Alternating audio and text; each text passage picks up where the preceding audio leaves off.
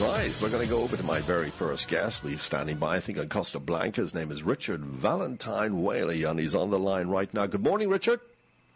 Good morning, Maurice. How the devil are you? I'm fine, sure. What can I complain about? The sun is shining. I'm sitting in a beautiful studio in a magnificent surrounding, and I've got a great guest on the line. What more could a man want?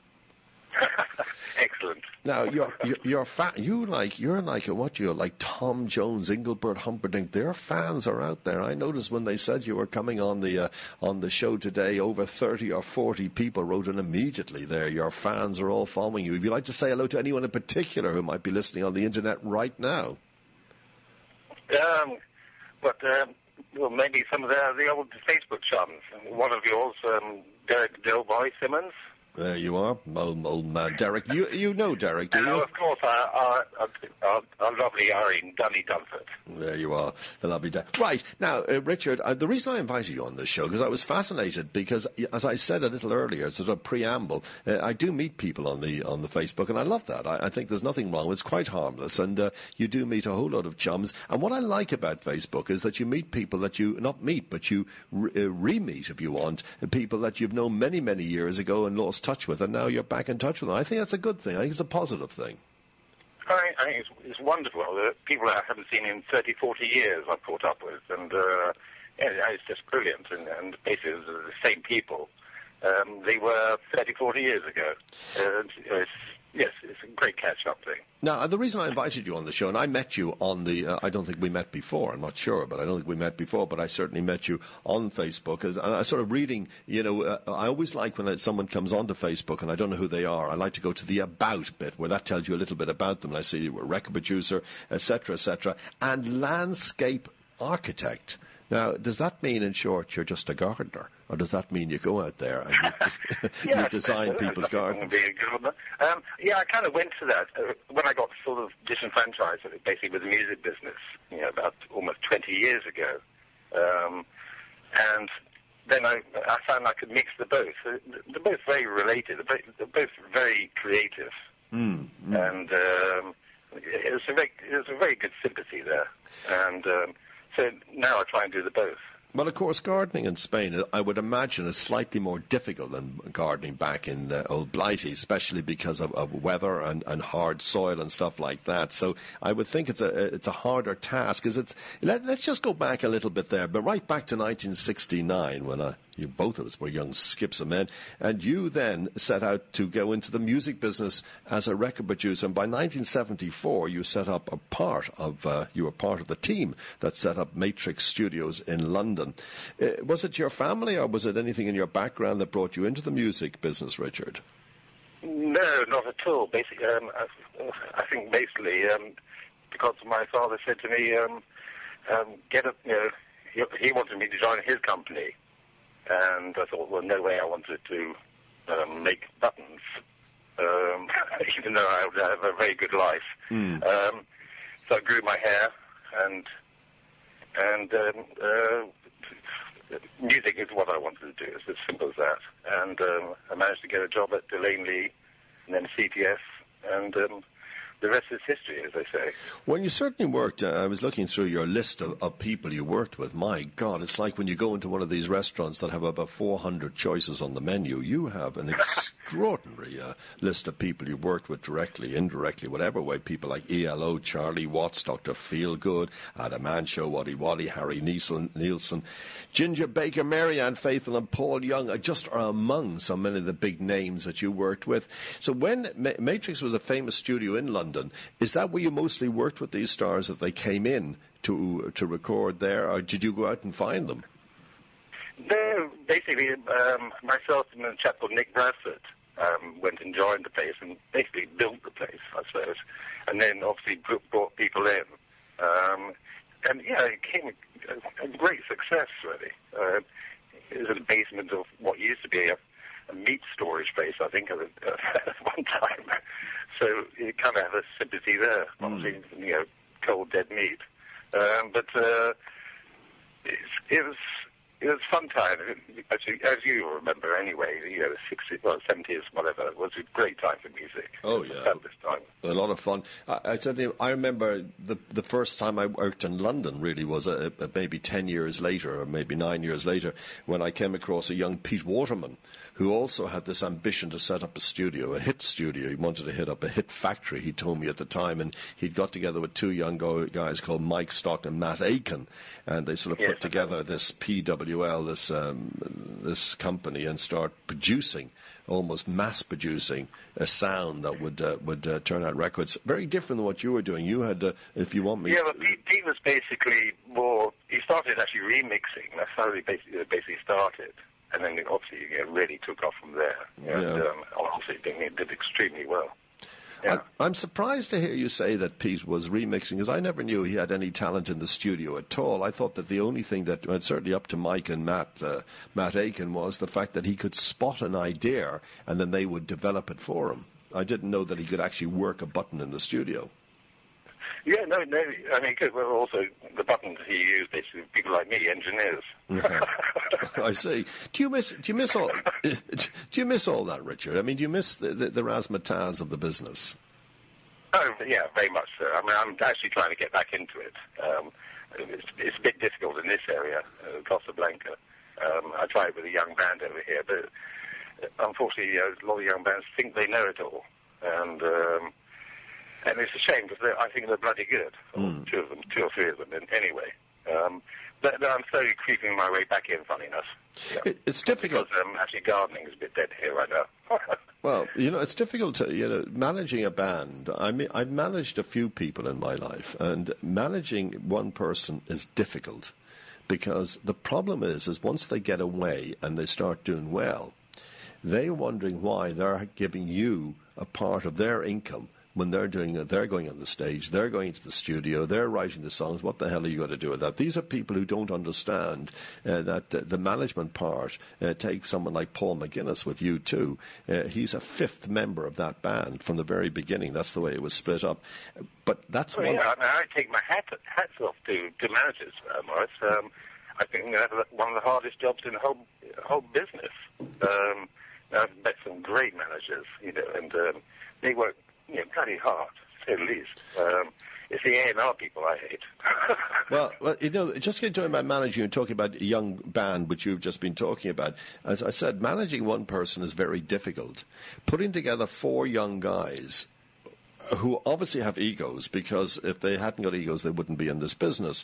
So you get four guys who all think privately they're better than the other guy in the band. This becomes explosive, and that's why so many bands who've had these one-hit wonders or two-hit wonders break up, because they start arguing and say they don't want to carry on anymore, where other bands... I don't know, they're clever enough, seem to say to each other, look, we need to work together and get on together and go on to great successes. So I understand, Richard, when you say you have a young band down there and they won't. The problem is they do think they know it all because they listen to music nowadays and they think that's all there is to it. But a huge amount of experience. If you look at any management of any bands, they're not young guys that are managing. They're guys who've been in the business for many, many years. Yeah, I mean... It's that, and also sometimes I just think, I don't know, maybe it's my age, that I find that some don't want to put the work in, like guitarists, I surprised one guitarist and I said, listen, you're going to have to learn inversions. And he went, what's an inversion? You know what I mean? No. You can't just play major chords and such and such. Yeah. And they go, well, no, we're quite happy with just playing the way we play. And then you just go, well, okay. But, again, remember in our days, the work, the musicianship that went in, some of the old bands. That's why they're still around now, these great musicians. Well, Richard, it's the apprenticeship of what is lacking, which is lacking today. I mean, at my time when I was playing, it was like every night, and it was in a minibus, freezing cold, coming back from a 3-hour drive after being on stage for 3 hours in some grubby little club in the back of nowhere, and every single day, and then maybe going on a ferry over to Germany and playing in some real terrible dives and sleeping backstage in bunks which are full of rats and all sorts of stuff. Yeah, you were a drummer though, Morris. I was the lucky one. But, it's true. But it's true. Today, you look at a lot of these people who go on to program, and I favour the programs. I must say, like American Idol or X Factor and these, because I think it's a wonderful platform for young and talented young people to actually get off the ground and make a move. And some of them have gone on to I don't mind these programs. I think some of them, do good. Actually, I wish they'd actually do one for bands somehow. Obviously, logistically, it might be a little bit difficult. No. But I don't mind the X Factor and Britain's Got Talent. I'm not too keen on The Voice right now. But yeah, there you go. That really has, Richard. That really has fallen to bits. That Voice, and it happened in America. You know, when The Voice came out in America, as soon as they got off the chairs, you know, as soon as the next part of the show, the next phase of the show started, they lost 40% of their audience, and I understand why. It's just another. You know, to be truthful, I just don't watch it really anymore. It doesn't interest me. There's no excitement there at all whatsoever. And you know, I remember at first when that show came out, the headline was sort of, "See, Simon, you don't have to be nasty to be a judge." But I think that the whole thing is the judges having a cut at each other. I think that's is as interesting as some of the artists that are on the stage themselves. Yes, it's a great intro into the business, basically, because the business isn't all that nice. It's a very hard business to be in, as you know. Yeah. Oh, tough. Tell me, Richard Valentine Whaley, not Wally away, but Whaley on the line. Richard, of all the, if I asked you, this might be a difficult question. If I was to ask you, of all the bands and all the singers and everyone you worked with over the years, and by God, there's hundreds of them, which one stands out most in your career? Well, that's quite easy. It's a bit of a weird one. It's Peter Green. And I became a friend of his, sort of thing. And I used to invite him into certain sessions, not the big name people. And I was working with a girl, I can't remember her name, Lorraine something, whatever. And he came down to the studio, and his fingernails were about 3 inches long, whatever. We always had a good Gibson guitar there for him. And on this particular session, he went into the kitchen of the studio and cut his nails off and wanted to play. And he hadn't played probably for 3 years. Mm-hmm. And he played on this particular track, and it just blew my bloody mind away. It really did. He's an extraordinary man. I mean, when you got to know him, he was a bit ill. I think he's a bit better now, as such. But he was extraordinary musician. Well, a legend, isn't he? You could say he is a guitar legend. There's no two ways about that. What about, as we touched on the point of the young band, and people can be difficult. The worst thing to bring into a studio, I would imagine you would agree, is ego. To the point where you know more than the engineers and know more than the producers themselves. That's the worst thing, ego, yes. I've seen that, and obviously I can't really mention names. Well, you can. Go on, Richard, mention a few names. And he's young. But I think, for people who've never been... Or something.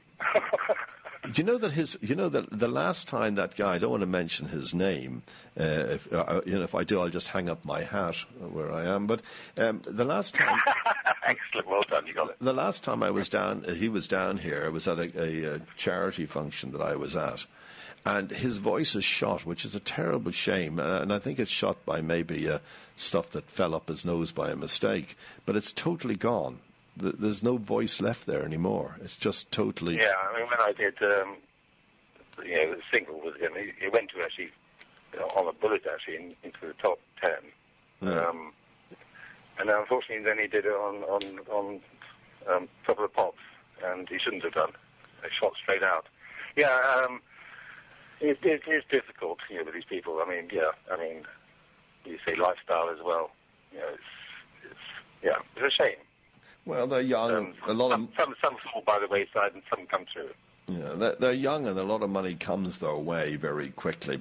Richard, it is great to speak to you at last. I mean, we speak on the Facebook, and I do thank you for coming on and just giving me a good chat, because it's nice to know among us, and you're on Costa Blanca, but among us there are people living down here who've got tales and have got a wonderful background. I mean, it's not just people within the music industry that I like to speak to. It could be in any industry at all, but it's just good to know a little bit of story about their backgrounds and a little bit about them, knowing the people, know your neighbours, and maybe a lot of people don't know you were in the music industry. No, that's very true. Well, there's a saying over here, you arrive as an able seaman that act like an admiral, and sometimes it's good just to leave your past behind, unless you're going to work it here. Well, look, it's good to speak to you, Richard, and we'll keep in touch with you, of course, on Facebook. And thanks for joining us this morning here on the Boland Show. And enjoy the rest of your day. Go potter around a garden, or go produce the odd record, and get that young group or whatever it is back on the road, and get yourself back into a studio where you belong. Bless you, Morris. That's excellent. Thanks you very much. Thanks for joining us. Bye-bye.